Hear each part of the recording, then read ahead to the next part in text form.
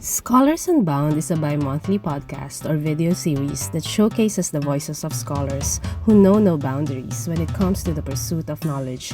You will hear insights from their experiences as international scholars and how these influence their research, hoping to inspire future scholars to be fearless, global, and unbound. I'm your host, Dalia Simangon. Hi everyone, thank you for tuning in today and for supporting this podcast. In the past episodes, I shared some of my personal reflections on deciding to do a PhD and choosing a research topic. I hope to follow through with a number of episodes focusing on the PhD journey, from the decision to do it to some practical steps on how to actually do it. So, for this episode, I thought it would be great to share with you what happens after you made up your mind that you will do a PhD and after you decide on what topic you want to do research on. You probably already know that the next step is to write a research proposal. I haven't supervised PhD students yet, so let me excuse myself, or my views rather, from this episode. Instead, I invited three special guests whose advice I'm sure will be valuable when you are at the point of writing and proposing your research project. They were my PhD advisors back when I was a student at the Australian National University, and I asked them, what makes a good PhD research proposal? When reading a research proposal from a prospective PhD student, I'm not especially concerned with the specifics of the proposed project. I'm much more interested in seeing whether the proposal demonstrates that the student has a good ability to think and to write, an ability to develop and articulate a stream of thought that proceeds through a series of sensible, thoughtful progressions, and an ability to discern what would need to be done to answer a question. So I'm less concerned with what the question is or what the topic is, perhaps, than I am with the clarity of thought and the ability to frame and probe an idea. After all, the proposal might end up forming the basis of the PhD thesis, but in reality, a student will often discard their proposal or at least drastically reframe the project once they begin their candidature and once they begin reading and probing the literature and exploring a wider range of ideas. So I'm much more interested in a proposal that demonstrates an ability to think and write and to creatively probe interesting ideas and questions than a proposal that is perfectly structured or locked in place as some kind of ideal final product. That's Luke Glanville, the head of my supervisory panel. He's now an associate professor in the Department of International Relations, where I did my PhD at the Carl Bell School of Asia-Pacific Affairs of the Australian National University. When reading a proposal, I particularly look for signs of a willingness and an eagerness to explore new ideas, big ideas, signs of creativity, playfulness, a willingness to consider a variety of possible arguments and directions, an openness that means that the student doesn't seem to be locked in too tightly to a particular structure or a particular set of cases or literatures, and certainly not locked into a particular conclusion that they want to find and prove. I look for demonstration of an ability to develop a sense of existing debates and to critically assess the opinions of others, and also an eagerness to wrestle with both sides of debates and to hear and describe fairly the best versions of both sides of the debates. I suppose finally, I love proposals that display the enthusiasm of the student for the material that they're working with and playing with. I want to see their energy and enthusiasm for big and interesting and important questions that matter to humanity. Luke took me in as a supervisee after I moved departments within my university, and he was really interested in big questions and big ideas. His approach helped me find the social relevance of my research and ground it to real and profound problems our society faces. And I agree with him that critical thinking, creativity, and flexibility are important because a PhD proposal is not something set in stone. It can change along the way. So, these qualities of a researcher help us continue our research despite change and despite disruptions. So, Luke gave us the what of the PhD proposal. Now, let's hear from Benjamin Zala about the why of your proposal. So the first thing that I really look for in a good PhD proposal is that you're convincing me and you're trying really hard to convince me that this is a really important topic to be writing on. So of all the things that we could be spending our time researching, you are absolutely convinced that this topic really needs more sustained research. There are big important things that we just don't know about this area, and you have a bit of a hunch that you might be able to contribute something here. Within that, I also then, of course, look for a clear and logical research question. So in other words, you might have a great overall topic that you want to contribute to, but then you've got to be able to ask yourself, well, what is it precisely that I'm going to try and ask about that topic? What's the question or the puzzle? What's the thing that's going to animate this whole project? What am I trying to get at by doing this research?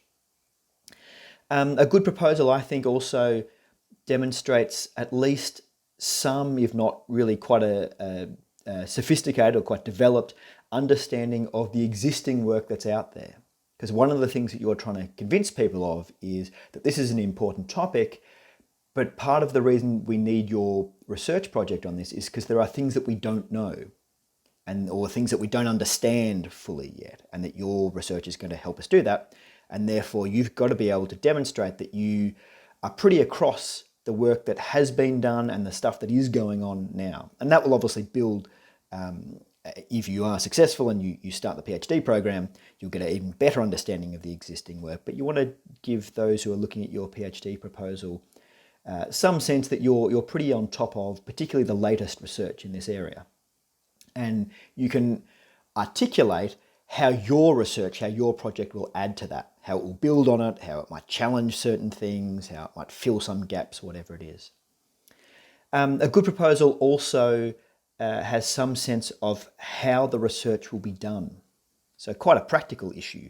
What cases will you look at? What sort of data will you try and analyze? What concepts will you use, or whatever it is? You want to be able to demonstrate to the people reading it that you thought through how you would actually go about doing the research in practice. Ben is a research fellow also at the Department of International Relations, where he just completed his stint as the Higher Degree Research or HDR convener. He worked closely with graduate students at the department, and so he has read a lot of research proposals.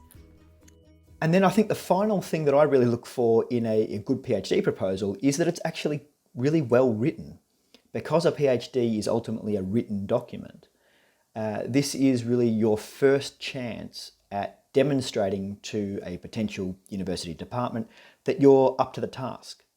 Not only can you pull off this big research project, and you'll have guidance from a supervisor and you'll have support and all the rest, but you can actually do this research project. You've thought about how you might structure it, what sort of question might sit at the heart of it, but also you're really good at doing written work, that you're really good at expressing your ideas clearly in an engaging way, in a persuasive way. And so you want to make sure that your proposal is as well written as you possibly can make it. So they're the things that I really look for in a good PhD proposal. Ben reminded us of how important it is to demonstrate in your proposal why your research is worth investigating in the first place. And I think that's something you have to keep in mind while designing or writing your proposal. Right, now that you have the what and the why of your research, how are you going to propose it is another critical step in this process. Here's Joanne Wallace, a professor at the University of Adelaide, to tell us exactly about the important components of a proposal and how to pitch it effectively to prospective supervisors. Hello, and thank you for inviting me on your podcast, Dahlia. In terms of my advice for a prospective PhD student submitting a research proposal, my first bit of advice would be to approach fewer research supervisors and make sure that your approaches are well targeted. I get multiple expressions of interest from PhD students in a week, and more often than not, you can tell that they're fairly generic, that the email has been sent to multiple academics, because you can tell often the font in which they've written my name is different to the font of the body of the email, or they haven't quite got my name or my institution correct. And to be honest, I get so many, in those cases, I tend to delete them because I think, well, you haven't chosen to contact me specifically, you've just sent this out almost as spam. It's the ones where you can tell that they have chosen to specifically approach you as a potential supervisor that then set you up to think, well, let's see what this person has to say. And in that regard, making sure that your PhD proposal relates to the work that your supervisor is doing is also important. Again, even if I get through that first stage of the person having targeted their application at me or their expression of interest at me specifically, if their proposed research is so different to what I do, it does raise questions about how carefully they did their targeting. And that raises questions for me then about how carefully that person would conduct their research. It's also really promising if you have a question. Of course, no one actually ends up refining their question perfectly, probably until they're at least a year into their actual PhD research. But having an animating puzzle that fascinates you, that is motivating you to want to answer it, is really important. Showing an awareness of the existing literature. Now, this is sometimes easy if you're immediately coming out of a master's degree or an undergraduate degree and you're well across the research. This is easy. This is sometimes harder if you've been away at work for a while and you don't have access to university libraries anymore, so you can't read the latest research. But an awareness of the debates that are out there that you can get from even open source materials and seeing what's available. Even reading abstracts of recently published research will give you an idea. So showing a potential supervisor that you have an awareness of what is out there and what your PhD proposal will contribute to that existing body of knowledge. I'm also really impressed when a prospective PhD student has evidence of past research. Or at least writing in some form that shows that they've been thinking about these issues. So, for example, I have a PhD student who has done a lot of related journalism on the topic that he's now researching. And it shows me that he was capable of putting pen to paper, of producing work that's coherent and relevant. And that is promising for how his PhD research will be conducted. Practical experience is also very interesting. So you might have been out in the workforce and you don't have published research or published other kinds of writing. But if you've been working in a related field that has given you practical experience that relates to your PhD research, that's also really promising and gives me confidence that you'll have some of the contacts and the capability to undertake the research that you propose. I would say that doing a PhD is difficult, but it's also one of the best things that I ever did. So I would encourage you, if you are interested in PhD research, to look around for who's doing work that you really admire, approach them, talk to them, and see what's possible. And wish you all the best of luck. Thank you. In addition to her advice on making our proposal coherent and of the importance of demonstrating the relevance of our research topics, Joanne also reminded us of the finer details of a proposal, how to propose it to prospective supervisors in such a way that it will get their attention. Often, academics receive a lot of emails in a day, so with that one chance of pitching your topic, be careful and use that chance wisely. With this advice from actual supervisors, I think these are some of the questions that will help you design a convincing and solid research proposal. First, what is your research question or research puzzle? Second, why is it important to investigate the topic you are proposing? Third, how is your research situated within the existing knowledge or literature and broader debates? Fourth, how is your proposal related to your previous research or practical experience? Fifth, how are you going to do your research? In other words, what's your methodology? Sixth, is your proposal well written? Seventh, are you approaching prospective supervisors carefully and professionally? These are just some of the questions to consider when writing your research proposal, and great advice from the very people who have received and reviewed them, and people who have successfully supervised PhD students to completion.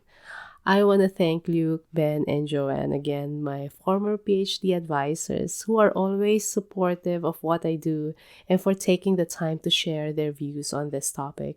I also want to thank our listeners, Erin and Claire, for suggesting this topic. If you have a topic or question you want to hear discussed in this podcast, send me an email at scholarsandbound@gmail.com. I would love to hear from you.